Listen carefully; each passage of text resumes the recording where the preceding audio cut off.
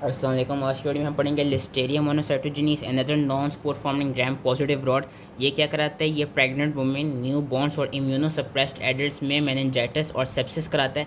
उसके अलावा ये अगर आप अंडर कुक्ड मीट या अनपेस्चराइज्ड मिल्क खाए पिए तो उससे ये फेब्राइल गैस्ट्रोएंटराइटिस भी करा सकता है। इसकी इंपॉर्टेंट प्रॉपर्टीज़ क्या हैं? स्मॉल ग्राम पॉजिटिव रॉड्स हैं जो कि इसकी जो एक मेन इंपॉर्टेंट प्रॉपर्टी जो कि इसको कोरिन बैक्टीरियम से डिफ्रेंशिएट करती है कि इनके पास टम्बलिंग मोटिलिटी होती है। जो कोरिन बैक्टीरियम होते हैं वो नॉन मोटाइल होते हैं। इनकी कॉलोनीज ब्लड एगार प्लेट पे narrow zone of beta haemolysis produce करती हैं। और इनकी एक ख़ास चीज़ यही देखी गई है कि ये जो कोल्ड टेम्परेचर्स होते हैं उनमें ज़्यादा अच्छे ग्रो करते हैं। तो उससे क्या होता है कि अगर आप कोई कंटेमिनेटेड फूड और उसको आप फ्रिज में रख दें तो उससे होगा क्या कि उससे ज़्यादा बैक्टीरिया ग्रो होंगे, क्योंकि कोल्ड टेम्परेचर में ज़्यादा अच्छे ग्रो करते हैं और इस ग्रोथ को हम कहते हैं कोल्ड इन्हेंसमेंट। पैथोजेनेसिस कैसे होती है? जो फीटस और न्यूबॉर्न्स होते हैं उनमें या तो अक्रॉस द प्लेसेंटा ट्रांसमिशन हो सकती है या ड्यूरिंग डिलीवरी हो सकती है। और ये कहते हैं ये बेसिकली डिस्ट्रीब्यूटेड कहाँ पे होते हैं? ये एनिमल्स में होते हैं, प्लांट्स में होते हैं, सॉइल में होते हैं। और ह्यूमंस में कैसे ट्रांसमिट होता है? अगर आपने इंजेक्शन ऑफ अनपेस्चराइज्ड मिल्क की हो, अंडर कुक्ड मीट किया हो या रॉ वेजिटेबल्स की इंजेक्शन कर दी हो और या कॉन्टैक्ट हुआ हो आपको डोमेस्टिक फार्म एनिमल से और उनकी फीसिस से, तो इस तरह ये आपका वो होता है, ट्रांसमिट होता है। इसकी आफ्टर इंजेक्शन ये अपीयर किधर होता है? कोलोन में। और फिर ये फीमेल जेनिटल ट्रैक्ट को क्या करता है? उसको जाके ये कॉलोनाइज करता है। और अगर तो फीटल मेम्ब्रेन की प्लेसेंटल मेम्ब्रेन रप्चर हो गई तो वहाँ से वो डायरेक्टली फीटस को जाके क्या करेगा?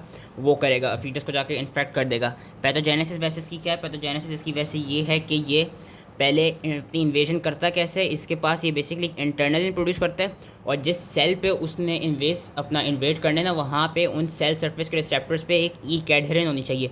जब इंटरनलिन और ई कैडहेरिन का कॉम्प्लेक्स बन जाएगा तो जो लिस्टेरिया है वो अपना इन्वेड हो जाएगा और फिर वो सेल के अंदर एंटर हो जाएगा। और जैसे ही वो सेल के अंदर एंटर हो जाता है वहाँ पे जाके वो प्रोड्यूसर करता है, वहाँ पे जाके वो एक लिस्टेरियोलाइसिन प्रोड्यूस करता है। लिस्टेरियोलाइसिन क्या करता है? लिस्टेरियोलाइसिन बेसिकली हेल्प करता है लिस्टेरिया को कि it allows it to escape from the phagosome in the cytoplasm, जिसकी वजह से जो फेगोसोम के जो डिस्ट्रक्टिव इफेक्ट्स होते हैं उससे ये बच जाते हैं।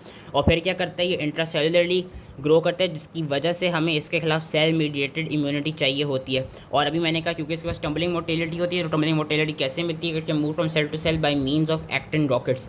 क्लिनिकल फाइंडिंग्स क्या? क्लिनिकल फाइंडिंग्स ये कि जो अगर किसी प्रेग्नेंट फीमेल को इन्फेक्शन हो गया हो तो वो उसको एबॉर्शन कॉज करा सकती है, प्रीमेच्योर डिलीवरी कॉज करा सकती है, या सेप्सिस ड्यूरिंग द पेरीपार्टम पीरियड। और वो जो न्यूबॉर्न्स होंगे, जो इन्फेक्टेड न्यूबॉर्न्स होंगे, उनको क्या कहते हैं 1 से 4 वीक्स लेटर बाद एक्यूट मेनिंजाइटिस हो जाएगा। जो इम्यूनो कॉम्प्रोमाइज एडल्ट होते हैं उनमें या तो ये सेप्सिस करा सकता है या मेनिंजाइटिस करा सकता है। जिनमें ये गैस्ट्रोएंटराइटिस कराते हैं, गैस्ट्रोएंटराइटिस में क्या क्लिनिकल फाइंडिंग्स देखी जाती हैं कि उनमें वाटरी डायरिया होता है, फीवर, हेडेक, माइल्जियास और एब्डोमिनल पेन होते हैं, लेकिन वॉमिटिंग इतनी नहीं होती। और वो होता है कैसे? अगर आपने अगेन वही कंटेमिनेटेड डेयरी प्रोडक्ट या कोई अंडरकुक्ड मीट या रॉ वेजिटेबल्स खा लिए तो उससे हो सकता है। लैब डायग्नोसिस की क्या है? लैब डायग्नोसिस इसकी ये है कि they have small grey colonies within the narrow zone of beta hemolysis on blood agar plate and they are motile organisms। Treatment इसके लिए हम एम्पिसिलिन दे सकते हैं विद या विदाउट जेंटामाइसिन, और हम ट्राइमेथोप्रिन सल्फामेथोक्सोजोल का भी वो कॉम्बिनेशन दे सकते हैं सेप्सिस और मेनिंजाइटिस को ट्रीट करने के लिए। गैस्ट्रोएंटराइटिस को ट्रीट करने के लिए हम यूजली कुछ देते नहीं है। प्रिवेंशन इसकी कैसे होती है कि बेसिकली आप जो एक्सपोजर है इसका वो लिमिट करें, और जो फार्म एनिमल्स हैं और बेसिकली फार्म एनिमल्स से इसका जो एक्सपोजर है वो लिमिट कराएं, और जो अनपेस्चराइज्ड मिल्क है और जो रॉ वेजिटेबल्स हैं उनको आप सही से कुक करें तो इसकी प्रिवेंशन हो जाएगी। So that was it. I hope easily समझ में आ गया हो एंड थैंक यू।